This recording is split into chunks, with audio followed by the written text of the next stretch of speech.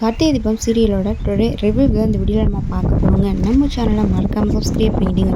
பக்கத்தில் bell icon வந்துடும், அதையும் ப்ரெஸ் பண்ணிடுங்க. வாங்க வீடியோக்குள்ளார போகலாம். ரேவதி பார்த்திங்கன்னா கார்த்தியை லவ் பண்ண ஆரம்பிச்சிட்டாங்க. ஸோ எப்படி அவங்கக்கிட்ட காதலை வெளிப்படுத்துறது அப்படின்னு சொல்லிட்டு ஒவ்வொரு டைமும் முயற்சி பண்ணுறாங்க. பட் அவங்களால முடியவே இல்லை. ஸோ கண்டிப்பாக கார்த்திக் ரேவதியோட காதலை புரிஞ்சுக்குவாங்க. ஸோ அதுக்கு முன்னாடி பார்த்திங்கன்னா சந்திரகலா ஏதாவது ஒரு பிளான் பண்ணி இவங்க 2 பேரையும் பிரிக்கணும் அப்படிங்கிற மாதிரி முடிவு பண்ணுறாங்க. ஸோ நம்ம ரேவதி கார்த்திக் அவங்க மேரேஜ் இவங்க மேரேஜ் நடக்கும்போது 2 பேருமே ஹாப்பியான ஒரு ஃபோட்டோஸ் கூட எடுத்துக்கவே இல்லை.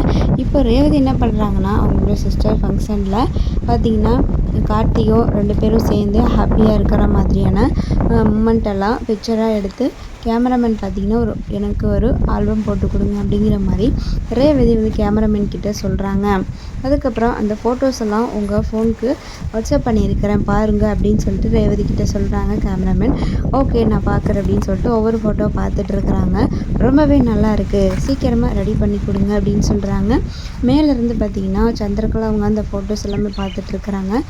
இதனால தான் நீ இந்த டிரைவர் பைய கூட எது பண்ணாலும் சப்போர்ட்டாக நிற்கிறியோ, கண்டிப்பாக உங்கள் 2 பேரையும் பிரிக்கிறேன், நீ அவனை மனப்பூர்வமாக ஏற்றுக்க ஆரம்பிச்சிட்டியா அப்படிங்கிற மாதிரி யோசிச்சுட்டு இருக்கிறாங்க நம்ம சந்திரகலா. அவங்க சீக்கிரமே உங்கள் 2 பேரையும் பிரிக்கிறேன், கூடிய சீக்கிரமே அவள் யாருன்னு உனக்கு காமிக்கிறேன் அப்படின்னு சொல்கிறாங்க.